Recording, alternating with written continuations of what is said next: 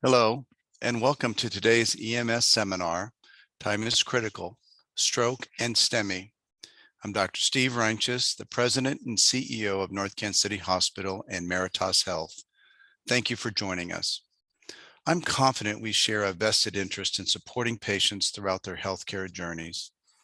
This begins with the first symptoms of time-sensitive conditions like stroke and STEMI when you, our EMS colleagues, set the stage for effective systems of care. You're being called upon now more than ever to engage in triaging patients and routing them to the most appropriate hospitals. As a level 2 trauma center, our physicians and staff have the resources and expertise needed for the care of the most critically ill and injured patient. We are a Joint Commission certified primary stroke center and a Missouri Department of Health and Senior Services Time Critical Diagnosis Level 1 STEMI Center. For the 10th consecutive year, we've received the ACC's National Cardiovascular Data Registry Chest Pain MI Platinum Performance Achievement Award. Our physicians have played a major role in helping us achieve these awards. This morning, we have two highly regarded board-certified physicians who will share their expertise. First is Dr. Steve Kosa, who's a neurologist with Mertias Health Neurology. He earned his medical degree at the University of Kansas and completed his residency in neurology at the Mayo Clinic. Dr. Kosa will describe the current state of stroke pre-hospital assessment and notification. He will also cover appropriate methods for triage and clinical criteria for identifying common stroke symptoms. Dr. Kosa, the floor is yours.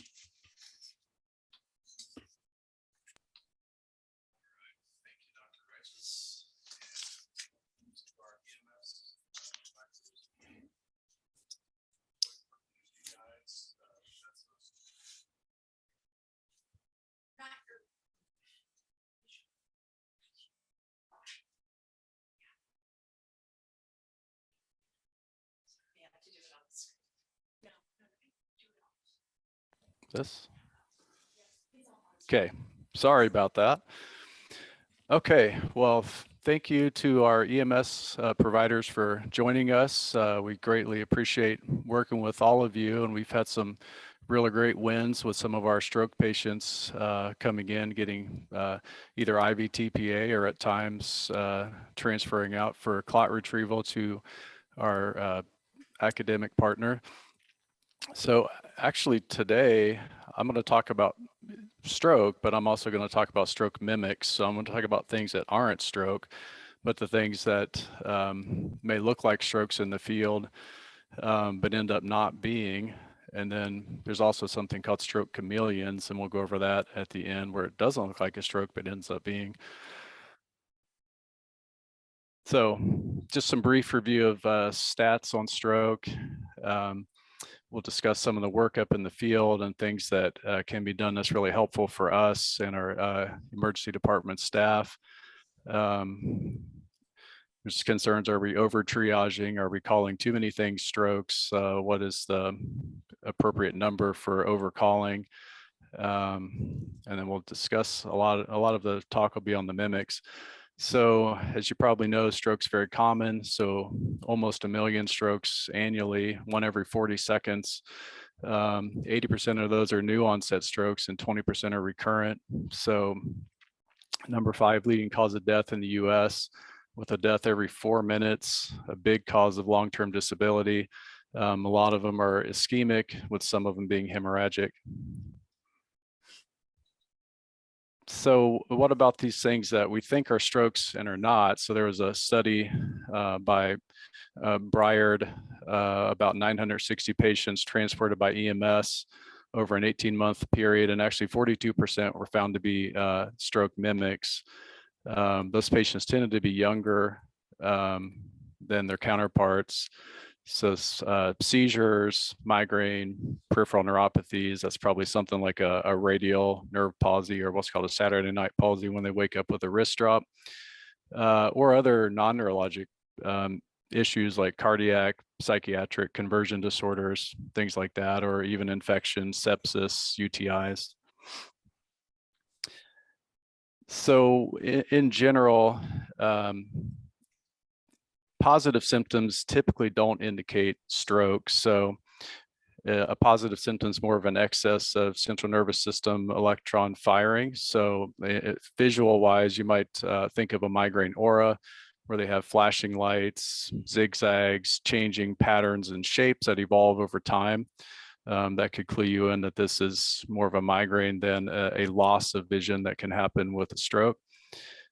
Sensory changes is more tingling rather than loss of feeling, or they may have pain. Motor may have jerking limb movements, for instance, if they're having seizure.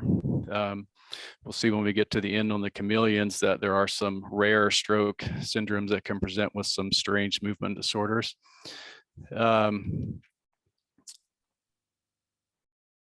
Negative symptoms is typically what you think of with strokes. So a lot of times the loss of vision with stroke is not even recognized by the patient. You might pick up that they have a field cut if they have an occipital stroke. So a lot of times patients will just, if they're not seeing correctly, will turn their head to the deficit and don't even notice that it's going on. Or a negative symptom would be loss of power or strength or loss of feeling. So these are some predictors of stroke or stroke mimics. So if they have abnormal eye movements or disconjugate eye movements, or especially a skew, vertical skew of the eyes, that could clue you in that this is probably a central nervous system stroke issue. Typically, patients with stroke are going to have high blood pressures when they come in. If they have a history of AFib or angina or cardiac issues, the possibility of stroke is higher. And then if they know exactly when the symptoms started, because a stroke is going to hit you all of a sudden. So if we know that, we're going to think more stroke. So increased odds that it's a mimic. So they come in with decreased level of consciousness, or as you know, there's many causes of that. If they have normal eye movements, cognitive dysfunction, sometimes, patients say with dementia, it can be really hard to sort out what's going on if they have impaired memory and cognition. Being female makes it increased odds of mimic. And I think a lot of that probably owes to migraine, because migraine is much more common in females. If they're younger, of course, and they don't have cardiovascular risk factors, your chances of mimic is higher. So this is a study looking at the most common mimics in a meta-analysis. So seizure, so you can get what's called a Todd's paralysis after having a seizure. So it can have one-sided weakness that looks just like a stroke. Syncope, sepsis, functional, meaning it's more conversion disorder, psychiatric, primary headache disorder. No, that's going to be migraine. I feel like that's actually more common than what's reported here. I see a lot of migraine patients that have had symptoms of stroke and have been in the hospital for it. Brain tumor, we'll get to that a bit later, as far as how does a brain tumor present like a stroke. Metabolic changes, that's say glucose, hyponatremia, neuropathy, radial palsies, peripheral vestibular disorders. So lots of, I'm sure you guys see it all the time as well as we do, dizziness, vertigo. It can be really hard to sort out if it's peripheral or central. Dementia, transient global amnesia, which is a strange one, but the patient basically, they're not forming any memories currently, so they keep asking the same questions, but other than that, they don't have any other deficits. So the neurologic causes are the seizure with Todd's paralysis. So if the patient has a known seizure disorder or perhaps has had Todd's paralysis before, so history is really important. If someone around can tell you that, oh yeah, they had a seizure today and this is after the seizure, then you can, high suspicion that it's a Todd's paralysis, but not always. Seizure patients can have strokes.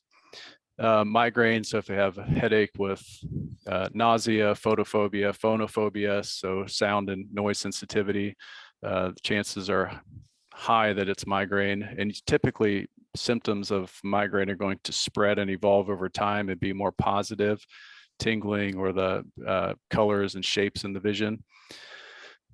We see a lot of Bell's palsy, so typically that's pretty easy to sort out due to the upper facial weakness and the way that it comes on.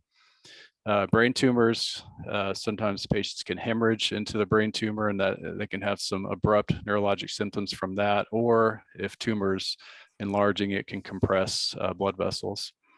Demyelinating disorders like MS, so the patient may have a new attack, and those can come on fairly abruptly at times as well. Psychiatric, so conversion disorder is really a diagnosis of exclusion. That's typically after patients have had fairly extensive workups. Would we make this diagnosis? Get our psychiatry colleagues involved. So syncope, I'm not personally, I don't necessarily call it syncope. I wouldn't be too concerned about stroke, but it's, we'll see that at times. Sometimes patients who have syncope can have a stroke, but that's not necessarily what led to the syncope. It's likely some sort of cardiac issue. Inner ear, so BPPV, labyrinthitis, those can be, those symptoms are usually quite severe.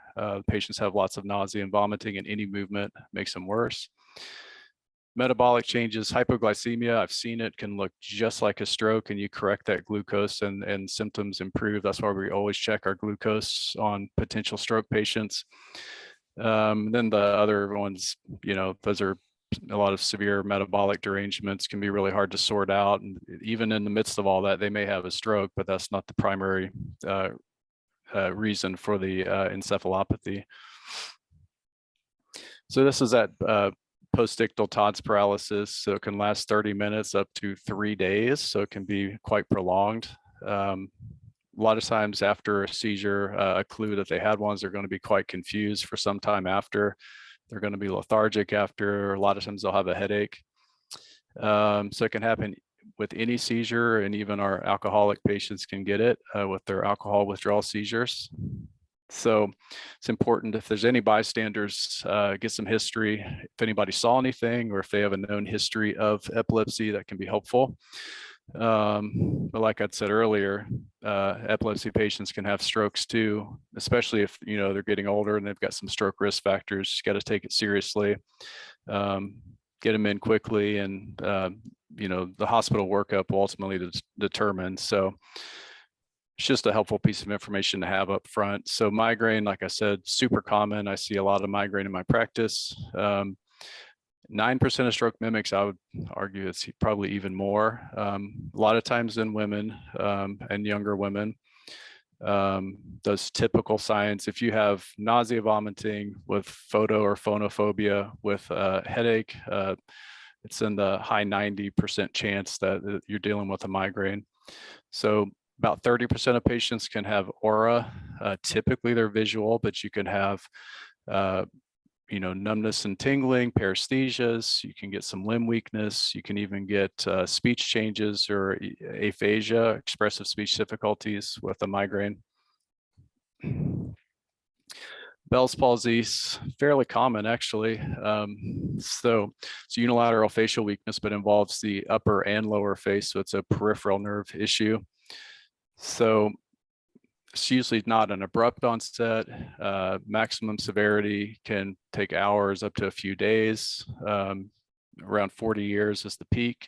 I believe there's a picture. So here's a gentleman with a Bell's palsy.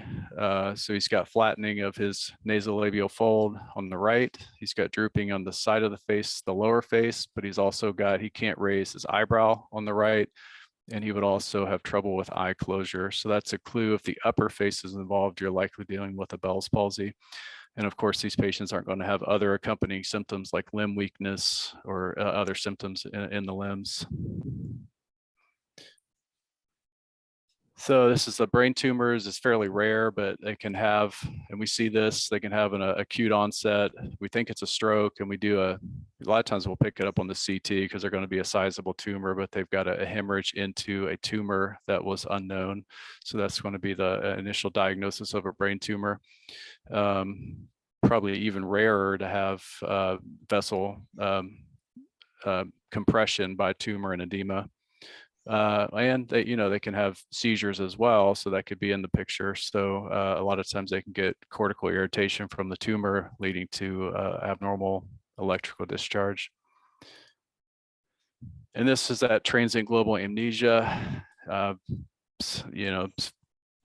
It's uncommon. I mean, to us, it's fairly common, but you may see it a few times in your career. But the patient, the typical presentation is they keep asking the same thing over and over and over again. They seem to be able to speak. They seem to be able to comprehend. So they're not aphasic. They don't have any facial droop. They have no limb symptoms. We still don't really know what causes this. There's theories. Is it vascular? Is it TIA? Is it stroke? But that's never really been proven. Is it something electrical, seizure-wise? Is it migraine? We don't know. So a lot of times these patients will come in and get a thorough stroke workup anyway, and typically are negative. These tend not to recur, but I have seen a few cases where they've had recurrent episodes. And conversion disorder this is a psychiatric, can present in many different ways. And I think, see this, fairly frequently as well. So it's not something that they're doing on purpose. A lot of times it's related to stressors in life or in past history. And these patients can even be rehabbed just like a stroke patient with benefit. So, your exam, there's inconsistencies. These are some clues, but I wouldn't 100%, hang your hat on these. A lot of times these patients taken seriously. Will they receive TPA sometimes? Yes, when we don't know for sure. Plenty of migraine patients have received TPA as well as, post-ictal TODS patients when we don't know if it's a seizure or we still have concerns it's a stroke. But this is Hoover's maneuver. So if they're weak on the right side or say they're weak, you ask them to push down, they can't. But then when you flex at the hip on the other side, you tend to push down with the other leg to do that maneuver. So you can see that when they lift that other leg, they can push down. So that's a positive Hoover's. And then drift without pronation. So we tend to when we have drift, when we hold our hands the way he is, our hands going to pronate inward. So if it just drifts down like that without any inward turn, that is highly likely to be psychogenic weakness. So syncope, you see this all the time, I'm sure. So the patient passes out. Typically, they're with it pretty quickly after they come to. If not, and they had any sort of jerking in the limbs or body, it could be seizure. Say they bite their tongue, could be seizure. You can also get convulsive syncope, where there can be some brief convulsions with syncope, but typically those patients aren't obtunded after the event. So it's just a global interruption of blood flow to the brain or brainstem, typically from a cardiac source, but we always, sometimes seizures can present this way.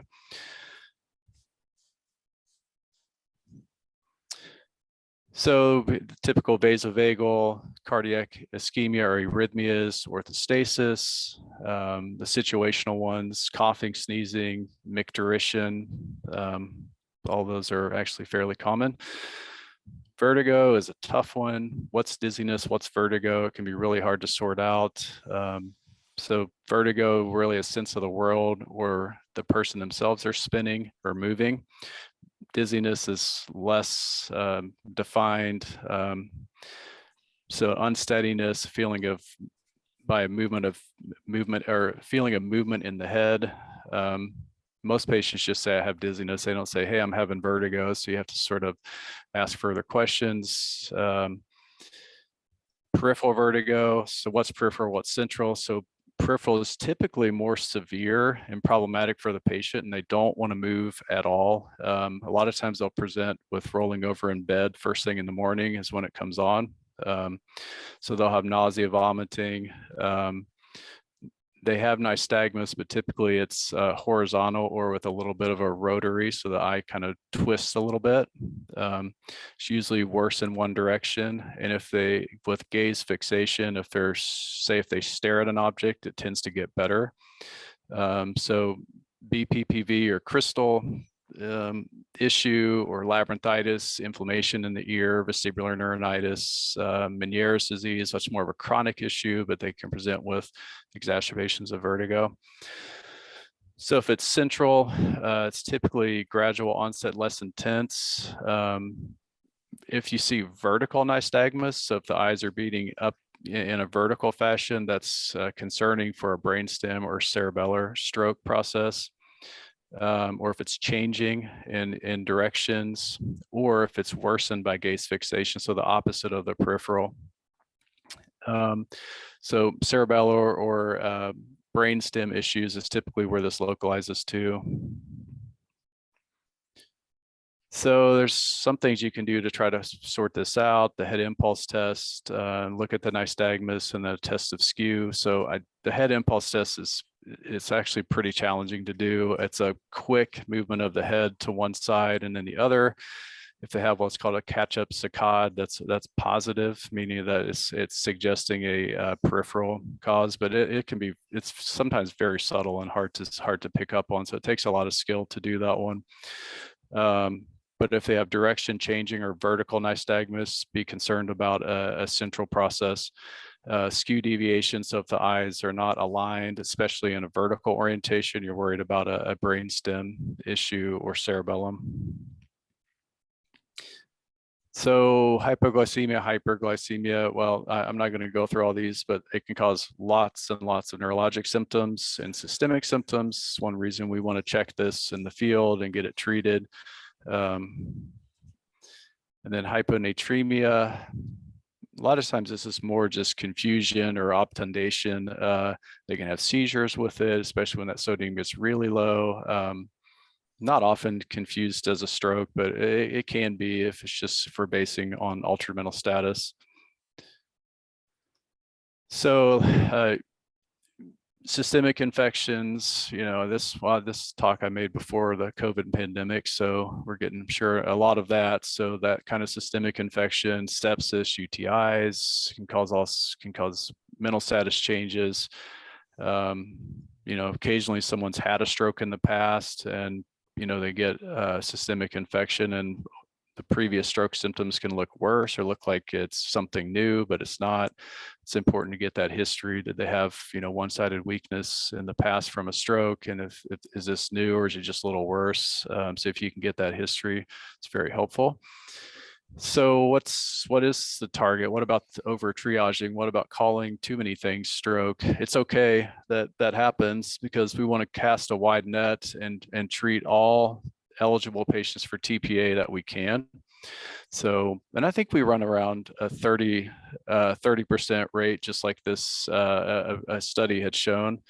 So we want, if it's a stroke, we want to call it that with a lower specificity. We're going to call some things that aren't stroke, but that's okay. And there's studies have reported that what happens when we give TPA to stroke mimics, and it's actually quite safe. I think it's less than 1% complication rate with that. So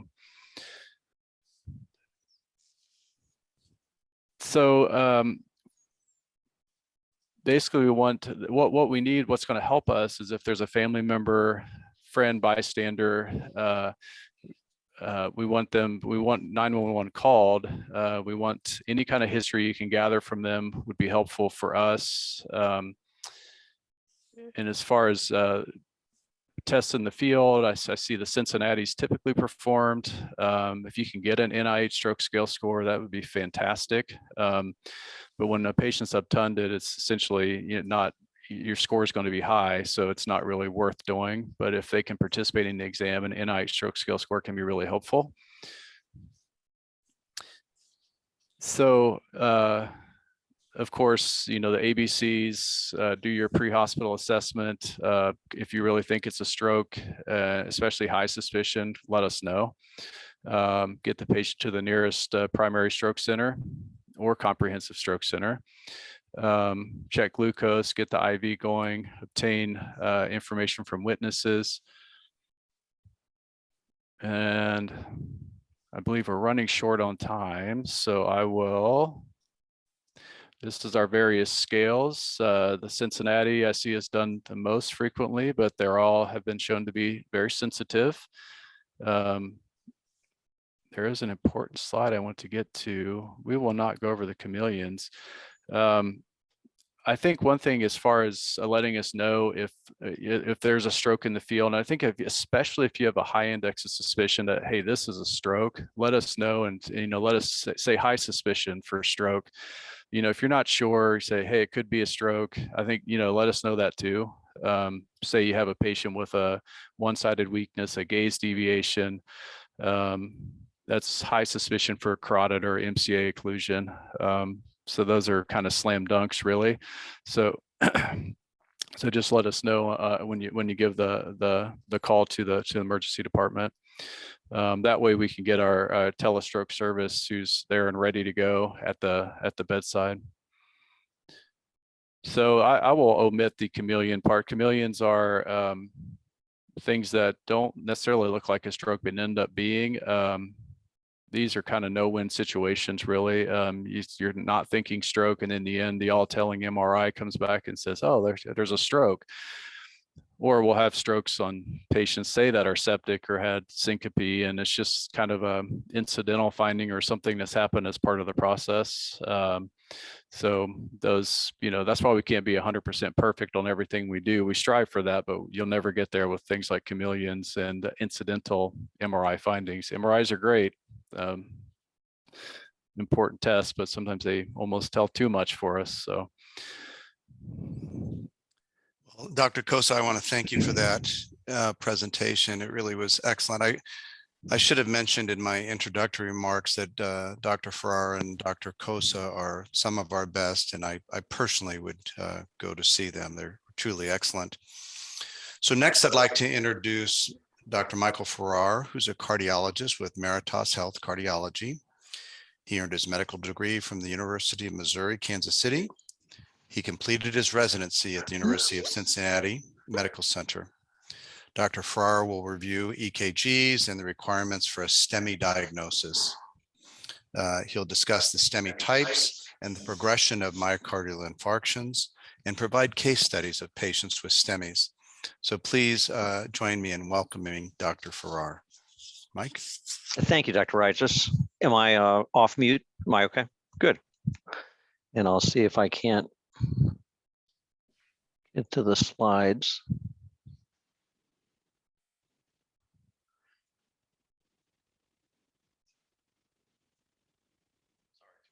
That's all right. Okay, perfect. So I'm going to talk about the electrocardiographic diagnosis of acute MI. And I just want to make a tribute to Dr. Ted Chow, who taught me how to read EKGs. He was a professor at the University of Cincinnati, one of the nicest men in the world in an era where not everybody was very nice in academic medicine, but he was a wonderful man. He has written probably the gold standard textbook of electrocardiographer for academic cardiologists. And I learned a lot from him. He was my first attending physician when I was an intern 42 years ago. So we've had the privilege of working with EMS providers for many years now regarding identification and treatment of STEMIs, and some of our EMS providers have electrocardiographic reading skills that rival those of our best emergency room doctors. So they have become very good. But I am going to start with some basics, and I'll go through these as quickly as I can because I want to show as many case reports, because at least in this field that's looking at EKGs, that makes the difference. So we start with the standard electrocardiogram with the P wave, which is the atrial depolarization, then the QRS complex, which is ventricular depolarization, and then the ST segment and T wave, which are ventricular repolarization or relaxation. And we look at the J point where my little arrow is, and that's where the ST segment elevation is going to happen. And the definition in the absence of left bundle branch block throws a ringer for everybody, but it has to be present in at least two contiguous leads, and I'll talk about those in a minute.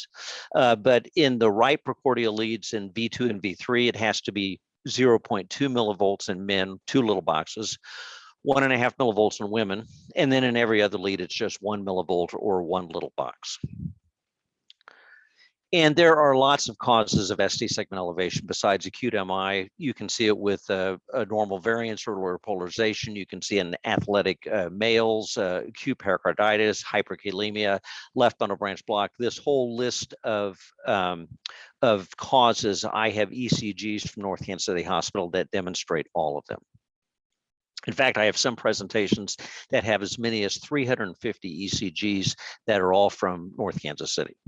So the first sign that you may see on electrocardiogram, although you don't see it very often because it's fairly transient, is hyperacute T waves. The T waves become peaked. They're taller than the R wave in the same lead. And again, you see it with two contiguous leads. And I think I have one or two ECGs in the presentation that shows that, but that's the first thing that you may see. And then what happens is the J point goes up, the ST segment is concave, it's kind of scooped, and then the ST segment elevation keeps going up and the ST segment becomes convex or rounded upward. And I'll show you all this in a minute. And at some point, the ST segment, it may actually become indistinguishable from the T wave, and you get this monophasic action potential QRS complex, which is kind of scary to see. And then what happens is myocardial necrosis occurs. You get a Q wave that develops, then the R wave starts to go away and the ST segment elevation starts to come down.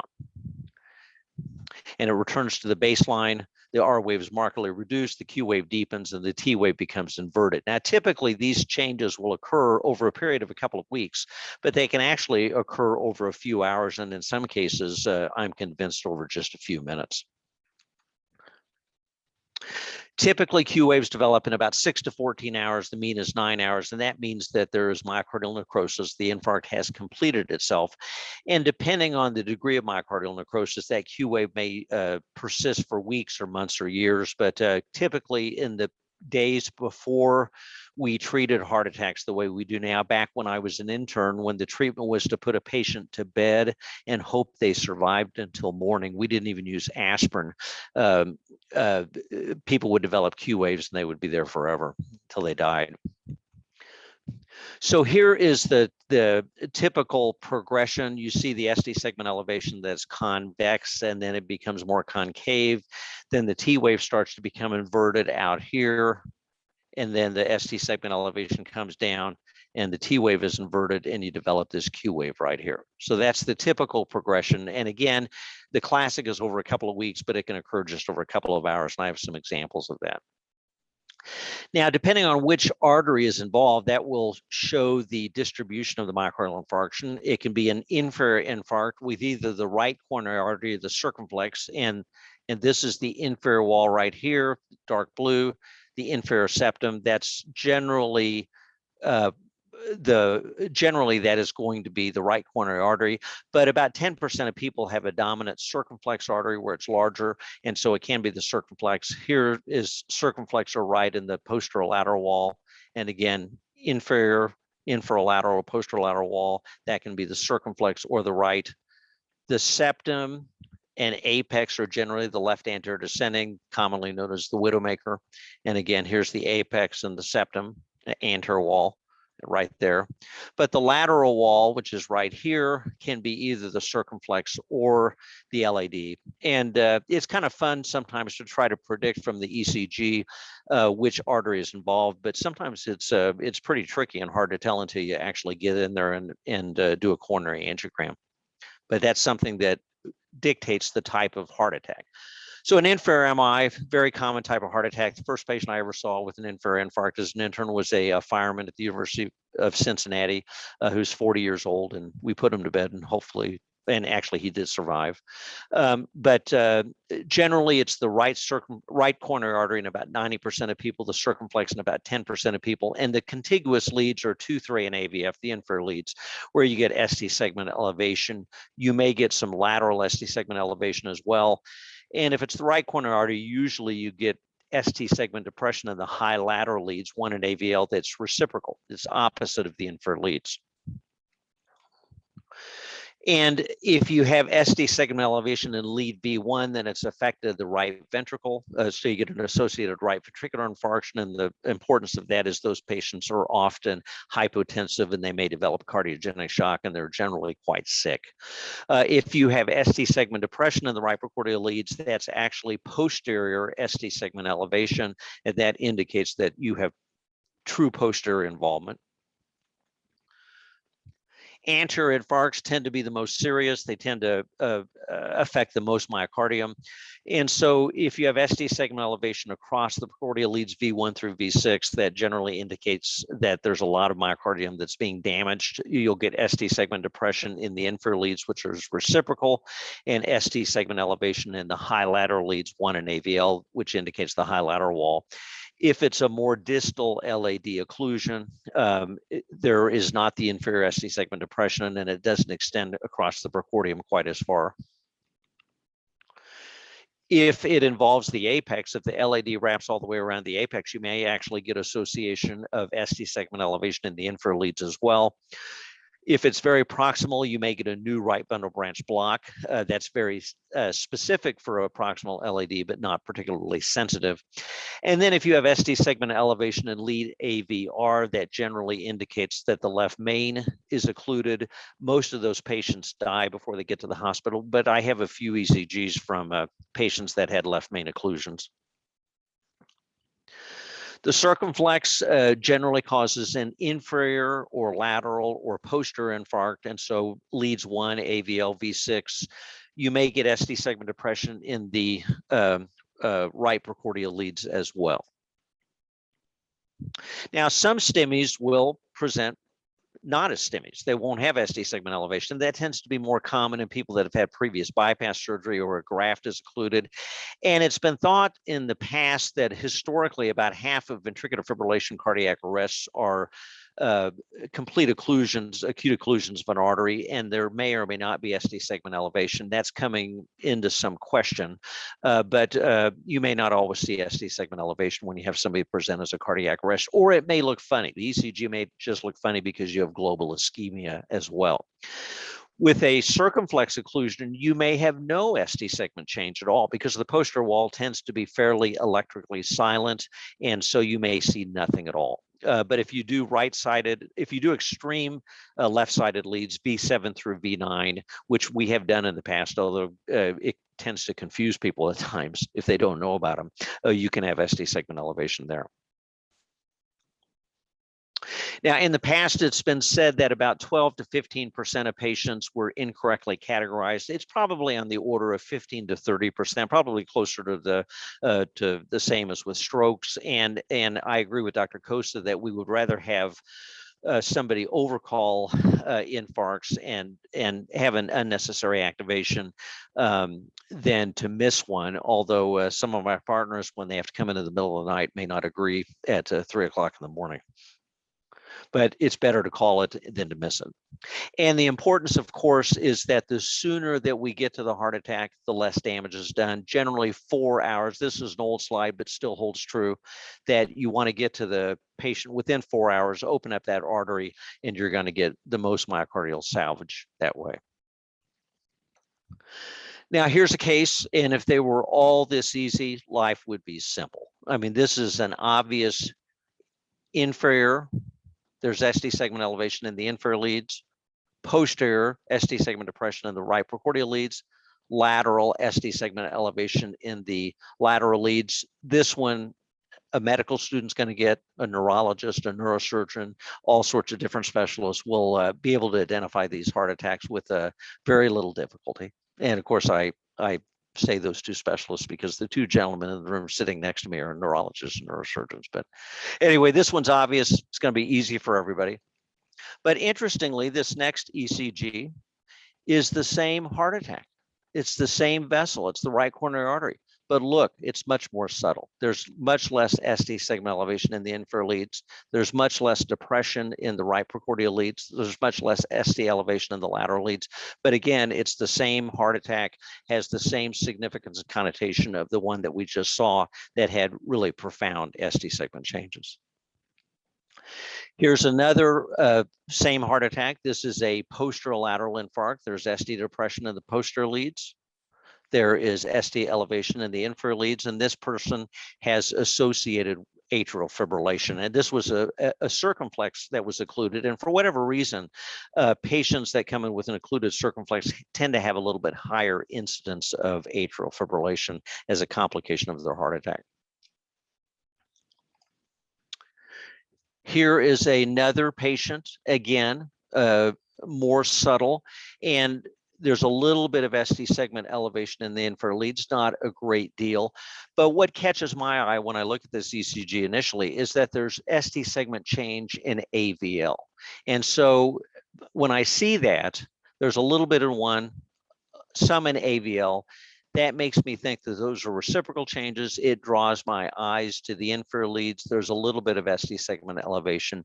And indeed, this is an inferior infarct from an occluded right coronary artery. Again, much more subtle than the initial ECG we looked at, but still just as important.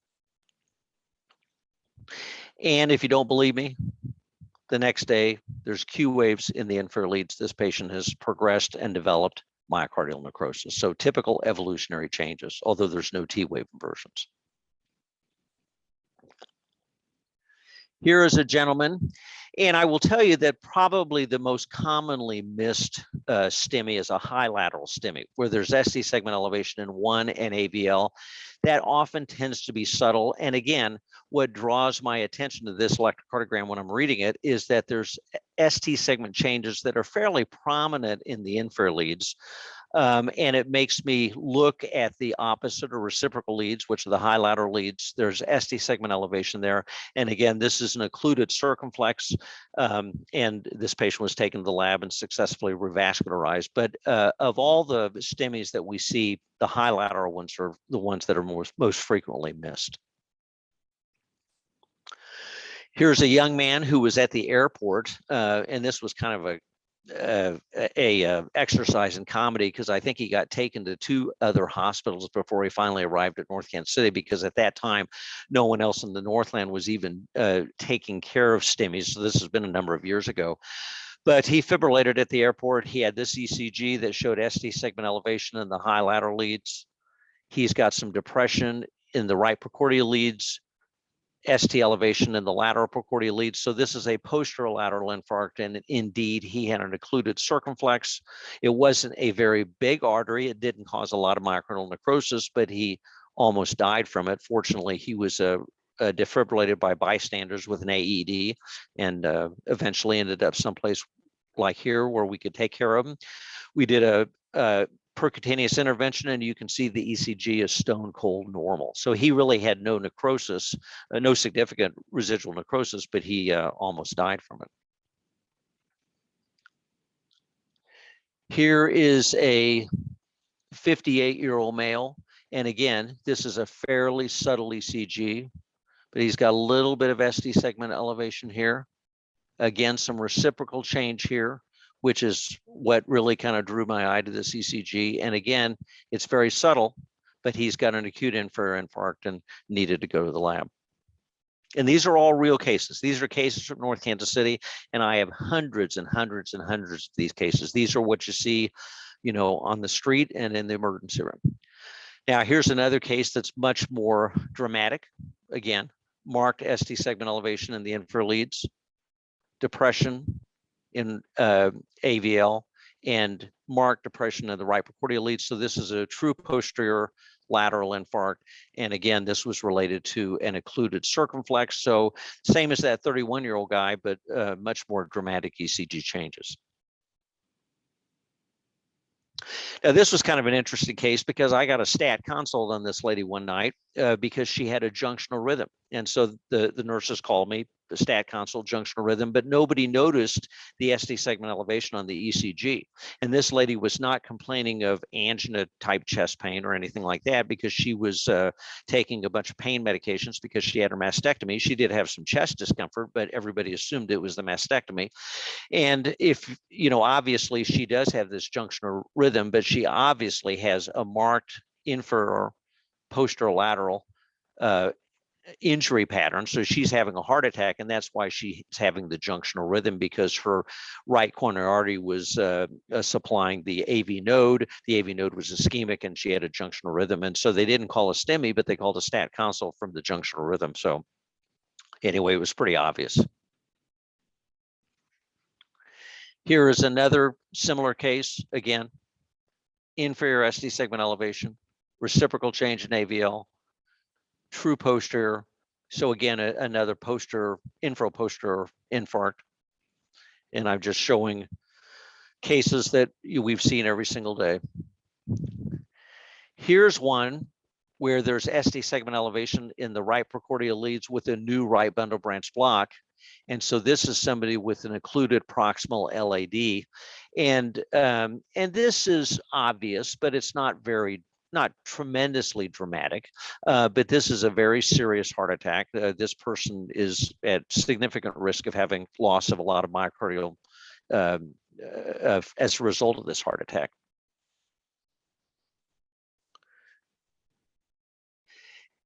This one is probably the most subtle ECG I have in the entire collection.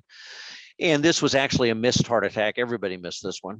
And if you look, there's very subtle ST segment elevation in the high lateral leads, more reciprocal change in the inferior leads. And this was a patient who was seen in the emergency room. He was admitted. A routine consult was called for chest pain. And when we saw the patient, we recognized that he'd actually had a heart attack. And we took him to the lab and opened up his circumflex. But this is, again, I talked about the high lateral infarcts. Those are the hardest ones to see. And this is a very subtle example of that. There's most of the time when I show this slide to a well-educated audience in ECG interpretation, most people miss it. Here's a lady that has ST segment elevation in the right precordial leads. Again, not particularly dramatic, but this is an anterior infarct. And again, if you don't believe me, the next day there's typical evolutionary changes where there's T-wave inversion. So this patient clearly was having a heart attack. Here's kind of an interesting case that demonstrates a couple of useful points. This was an ECG in the ambulance. And if you look at it, this guy's clearly having an acute inferior wall myocardial infarction. Well, there was a fundamental mistake made here. This ECG was not handed to anybody, and so the emergency room doctor did not see it. And so the second ECG that was done in our emergency room, the ST segment elevation has essentially resolved. This is just an hour later, not even an hour later, 20 minutes later. There's some T-wave inversions. I mean, the ECG is abnormal, but based on this ECG, I would not have called it STEMI. And then the patient continues to have pain, and there's a little bit more T-wave inversions and kind biphasic T-waves. And then finally, about 9:53 that night, he's got Q waves. And so he'd already had a chest CT scan, full evaluation. By this time, his troponin came back elevated, and so they called us. We took him to the lab, and he had occluded right coronary artery. But unfortunately, we got to him, late to help very much. But we did open up the artery. The other thing I would say is look at the ECG computer interpretation. Here's the one from the ambulance. This is acute inferior infarct. So read what the computer says, because sometimes they do get them right. Not always. They're wrong about 20 to 25% of the time across the board. But it's important to look at the ECG in the ambulance, and it's important to look at and see what the computer says, because they do get some of them right. Part of what complicated this man's care is that he was from China. He didn't speak English, and it was very difficult to communicate with him.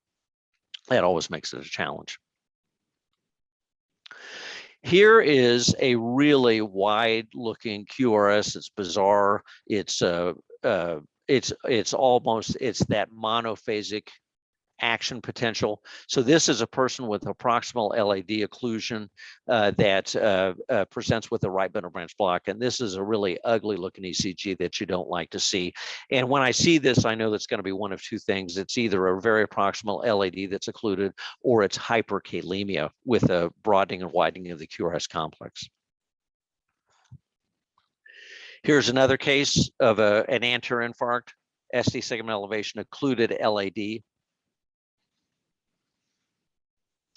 And we put a stent in this man, and unfortunately, he occluded the stent the next day. And you can see that the ST segment changes are even much more pronounced.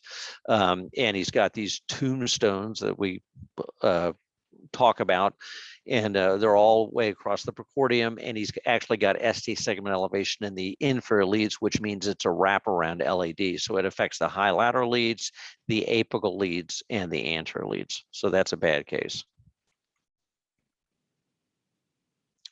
Here's another high lateral infarct. This one's more obvious, ST segment elevation in the right precordial leads, posterior depression.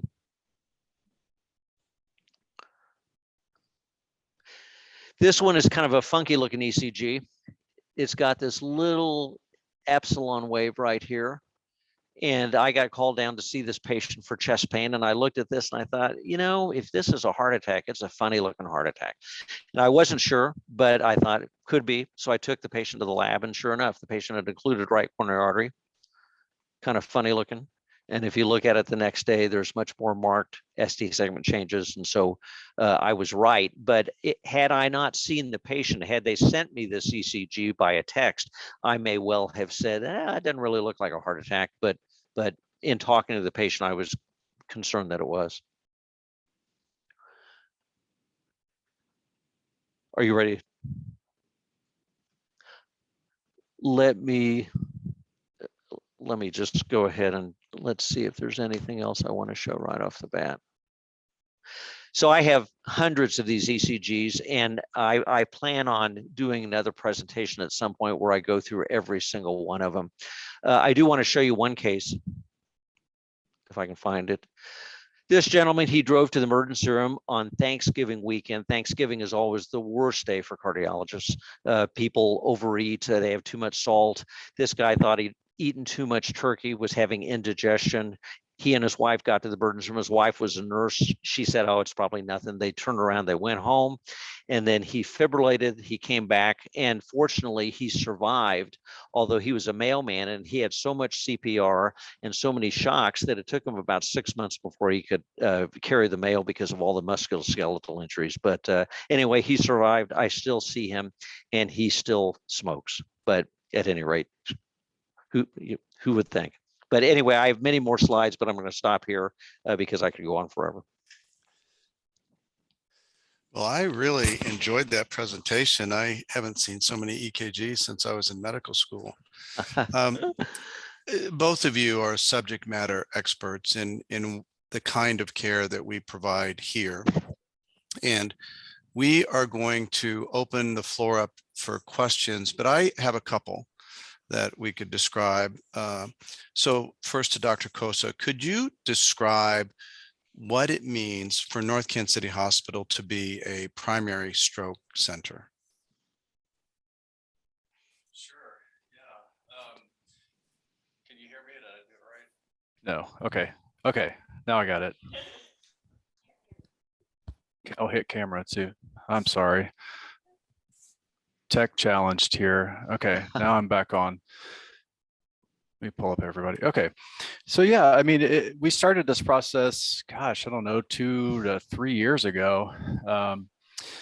We're a large hospital in the Northland, and we thought it was important that we become a primary stroke center, but boy, it's been a lot of work. But I can tell you that we have made vast improvements in caring for our patients. We're getting people treated much faster. We've had TPAs given within 20 minutes. I mean, it's amazing. And we started out with, longer time frames, and we've really shortened that down, and we're shortening it even further. So it was really important for, really the Northland, but city for us to do this as a big, large hospital with lots of resources, lots of beds, ICU. So, as a stroke director, it was a lot more work than I thought it was going to be. But, we've really gotten to a place where we are really clicking, and things are going great with the stroke program, and we continue to work on things. There's always, a project we're working on to be better. So, but it's really helped. Like I said at the beginning, we've had some really great cases where we made a huge difference.